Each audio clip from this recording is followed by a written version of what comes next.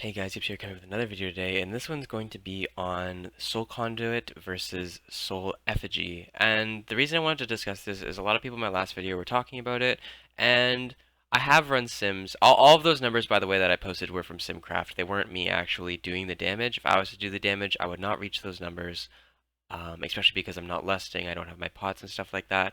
I would come relatively close to those numbers on a pure single target fight. Yes, those numbers are relatively accurate because on my current sim on live, I can get pretty close to the numbers that it tells me, but those numbers are not, when I was actually doing those were SimCraft, so those are more reliable than what I was actually doing. But a lot of people are asking, you showed me a Soul Conduit build on the PTR, but you're not showing the Soul Conduit damage when you're talking about the best DPS specs. And the reason I wasn't showing you Soul Conduit build is because it's just a huge DPS loss single target. And that's just the way that it's going to be.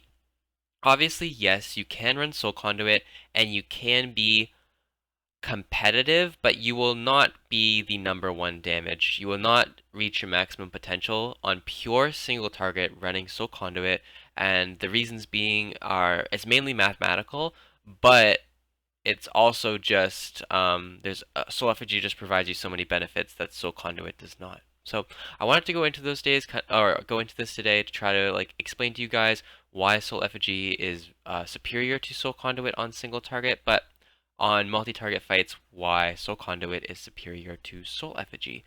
So getting into it.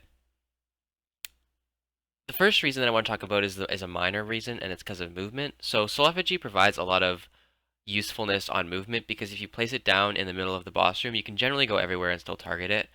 Not only that, the extra globals that you could be using on Soul Conduit, such as, your Corruption, your Siphon Life, your Agony, those are globals that you can spend to move and are free globals that you can use with regards to movement while still using damage compared to life tapping or just refreshing non-pandemic dots on the boss. So it allows for a little more versatility with movement relative to Soul Conduit.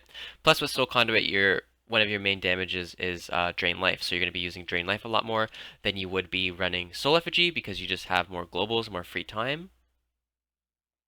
And yeah, so one is going to be movement, but the second reason and the really most important one is going to be the mathematical reason of why Soul Effigy is better than Soul Conduit on a pure single target fight. So, if you guys don't know, the way that Agony works is it's on a 0.16 timer, meaning that every time it ticks, it counts up to 1, where 1 being it gives you a soul shard, and it starts, 0.16, the first tick, 0.32, 0.48, and so on, all the way up to 1.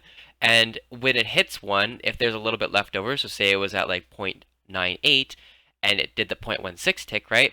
That would be 1.14. Well, what it does is it takes that remainder of the 0.14 and adds it to the next one. So your next tick would be 0.30, 0.46, and so on, all the way up until 1 again. So that's the way that Agony works, generating you soul shards. Now, the main thing with Soul Effigy is you get to have 2 Agonies out, but this does not mean you double your soul shard generation. It doesn't mean it goes from 0.16 to 0.32.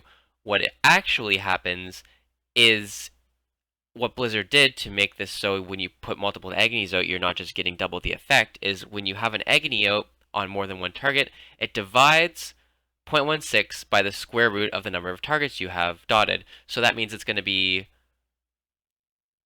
going to be halved, but it's going to be slightly less than doubled. So when you have 2 Agonies out, it's 0.16 divided by square root of 2, which is roughly 0.11. So you go up to 0.22 of a tick. So 0.22, 0.44, and so on, all the way up to 1. So obviously you're generating a lot quicker. That's like a 40% increase in shard gen.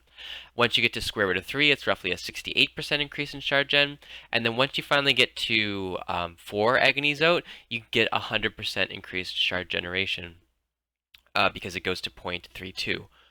And when you divide that by 2, which is the square root of 4, it becomes 1. So yeah, so basically Soul Effigy allows you to have that extra Agony on the target, which is generating you roughly 40% more soul shards, which is really, really good. Plus, it just gives you damage. It does, 10 to 15% of my damage on a given boss fight, which is a lot. Now moving on to Soul Conduit's argument. So you say, okay, this one's generating me, 40 something percent, but Soul Conduit gives me shards whenever I refund or whenever I spend one, right? 20%. The thing about Soul Conduit is it's actually not 20%, it's actually 25%, and the reason being is it doesn't remember like soul shards that you've refunded. So if you cast a UA and it gets refunded, it doesn't remember that that shard was refunded, and it has an equal chance of refunding that same soul shard. So if you do the math, it comes out to roughly 25% increase in shards, meaning that Soul Conduit is just way more efficient at generating you more shards on a boss fight when you have an agony on it than Soul Conduit is. So there's no real reason to be running Soul Conduit on any single target boss fight because it doesn't give you that 15% extra damage boost that Soul effigy does, but not only that, it simply doesn't give you any extra damage either. Obviously, if you are poor at playing with Soul effigy, you're not getting the benefit from the extra dots on it and things like that. Yes, Soul Conduit might be better for you in the long run, but Soul effigy, since it's just generating you more shards, it's doing a lot of damage for you. There's just no possible way that Soul Conduit will ever be any better than Soul effigy on a boss fight. And when I was running my Sims on the PTR, that's what I showed you guys last video, was the Sims. Every time I ran Soul Conduit, the DPS just went down by like 30,000. It's just not a viable option for pure single target. Now, however, as soon as you get to 2 targets, 3 targets, Soul Conduit picks up a lot of value because you already have those multiple agonies out on the targets, meaning that Soul Conduit, it doesn't move. Soul Conduit doesn't care how many agonies you have out. You know what I mean? It will always generate you 25% increased soul shards. It doesn't matter if you have 5, 6 agonies out. It's always going to be a static 25%. While agony, it decreases over time, right? Once you get past 3, Soul Conduit is going to just like blow this thing out of the water. So basically what that means is Soul effigy is going to be your go-to on every single boss fight where there's 2 or less targets, but as soon as you have 3 consistent targets that you're maintaining dots on, Soul Conduit steps in and becomes the better talent. Now, you could argue that Soul Conduit would then be competing with Phantom Singularity, but I think on 3 targets, Soul Conduit will probably outdo Phantom Singularity in every situation. So Phantom Singularity is really good where there's, portions of the fight, like every minute there's going to be a lot of mobs, and you can really generate a lot of benefit from this talent. But overall, Soul Conduit will be better on like a 3 target, a cleave fight. So that's the reason Soul effigy is better than Soul Conduit for single target, and you're never going to see me saying that Soul Conduit is better than Soul effigy for single target.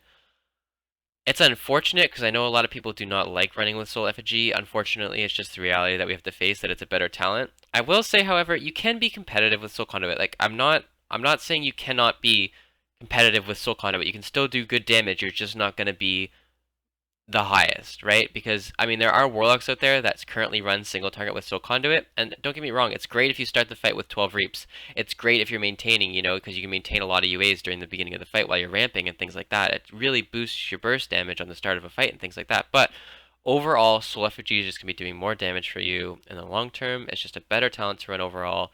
And yeah, so I hope this like video helped you guys understand why Soul effigy is better than Soul Conduit for single target, and why I can't really tell you to run a Soul Conduit build for single target and why it's better.